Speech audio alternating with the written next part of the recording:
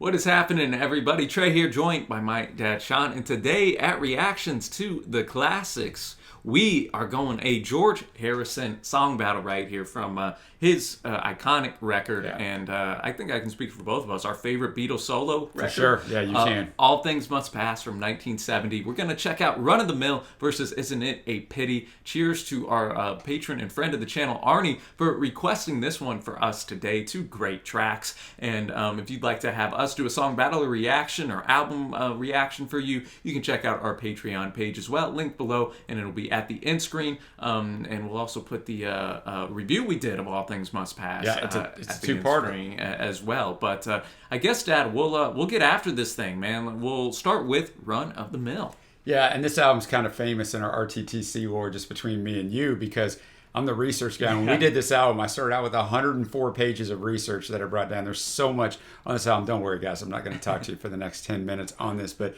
it's funny. I love this album, but I've never listened to it since. It's just kind of the way it is on here. So Run of the Mill, he wrote it shortly after the Beatles' troubled Get Back sessions. If you want to know more about that documentary, we got something for you, 25 questions about that. Sessions in early 69, lyrics reflect the toll that running Apple Corps had taken on relationships within the band, especially between McCartney and the other three Beatles, as well as Harrison's dismay at Lennon's emotional withdrawal from the band. Songs released coincided with a falling out between Harrison and McCartney, which contributed to the latter taking that famous legal action to dissolve the Beatles' partnership. The musical arrangement bears the influence of the band with whom George has spent time in Woodstock before starting work on the Get Back project. It has been described as an essay on karma, tale of lost friendship, a love song to the Beatles. Harrison shows genuine regret at what transpired and warns against trying to shift the blame for one's actions. Through its repetition of "It's you that decides" from earlier in the song to serve here as its parting statement, it becomes less of an accusation and more of a plea. On the most obvious level, it appears to be directed towards Paul McCartney as well as the divisions within the Beatles that were going on at the time. In a January 2001 interview, George remarked, quote, "At that point in time, Paul couldn't see beyond himself. He was on a roll, but in his mind, everything that was going on around him was just there to accompany him. He wasn't sensitive to stepping on other people's egos or feelings." All right, well, thanks again, Arnie, and we'll have the lyrics up as always.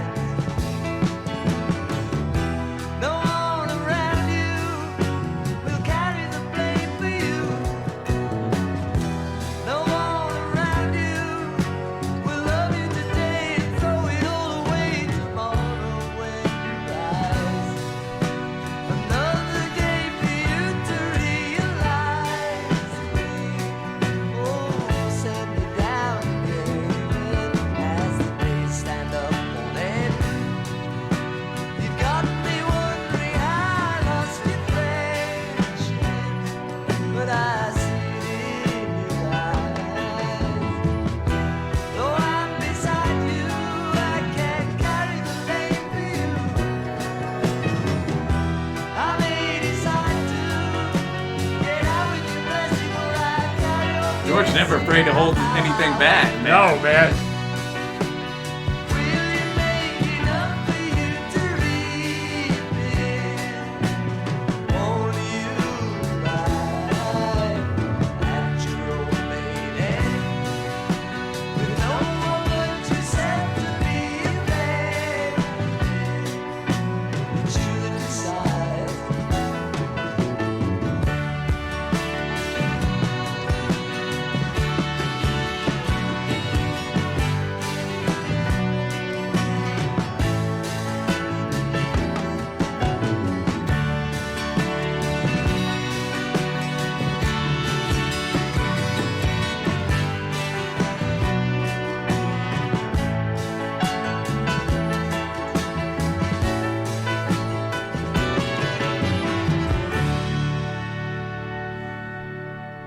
All right, Run of the Mill. Man, it had been so long since I heard this dude. song. What an absolute banger this song What is. an I love awesome this song. track. Yeah, it's fantastic. And, as you said during the reaction, George never held back. No. Man.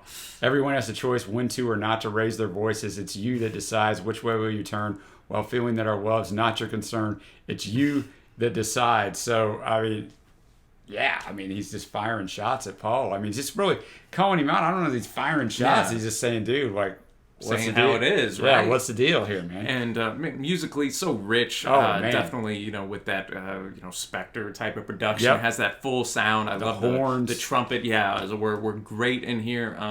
George's voice always, especially at this period, I think in his career, so Yes. warm and welcoming. And this period is at its peak, I do believe. And so I just think too, the song under 3 minutes breezes on by. It's one that I want to run back right now, and he notes that every day you get a chance to realize me or send me down again. Yeah, I thought that was strong. You got me wondering how I lost your friendship, but I see it in your eyes. So, obviously personal to George, but we can obviously read into our own circumstances, friendships Exactly. we've lost, things that have Exactly. happened, which, is the marking of I think, a great songwriter who can write something personal, yet also have it relate to the masses. Yeah, and exactly. Universal. George definitely did that, and isn't it a pity that song ends? Well, now we're going to Isn't It a Pity, the 7-minute version, the version 1, because there are 2 different versions On of the this album, yeah. on here. George wrote this all the way back in '66. It was rejected for inclusion on Revolver, an anthemic ballad and one of his most celebrated compositions. It has been described as an emotional and musical centerpiece of All Things Must Pass, and a poignant reflection on the Beatles' ending. In its extended fade-out, it references the closing refrain of Hey Jude. Other musicians on the recording include Ringo, the great Billy Preston, and Badfinger. Harrison explained this about when every relationship hits a down point. It was a chance to realize that if I felt somebody had let me down, then there's a good chance I was letting someone else down. Complex lyrics, which in one sense can be seen as a personal observation on the failed love affair, yet at the same time serve as a comment on the universal love for and among humankind. At this point in George's life, he was very good at self-reflection. Yeah. So he's looking for the different reasons in here. And, I have to listen to this with a new ear, knowing that it was maybe going to be on Revolver, which I believe is the greatest album of all time.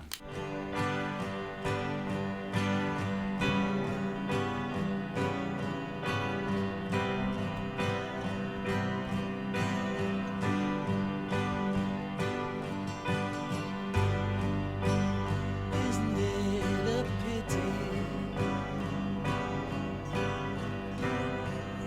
Now isn't it a shame how we break each other's hearts and cause each other pain? How we take each other's love without thinking anymore, forgetting to give back. Isn't it a pity?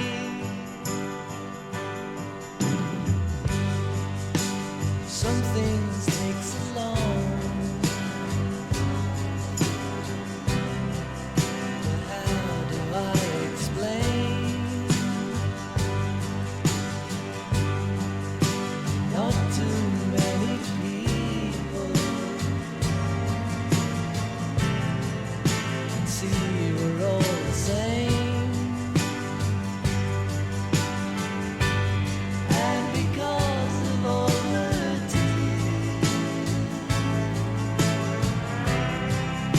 your eyes can hope to see, the beauty that surrounds them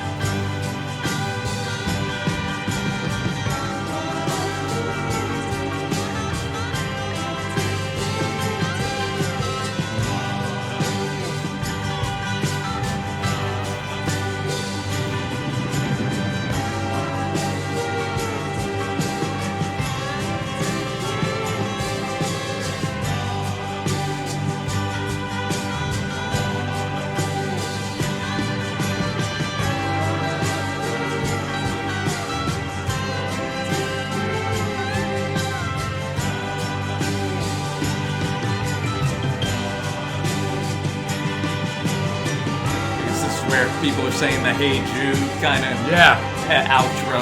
yeah.